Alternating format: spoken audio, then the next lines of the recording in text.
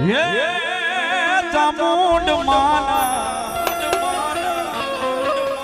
એના મથી જ માયા બધાય પછી એનો વાલનો વાતો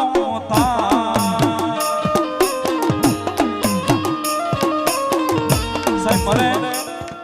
ખબર છે થોડો ઘણો ટાઈટનો માહોલ છે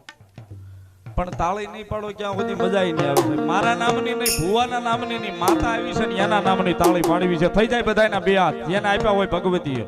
નો આપ્યા હોય નો પાડતા આપ્યા હોય ઈ લાખ ના તાલે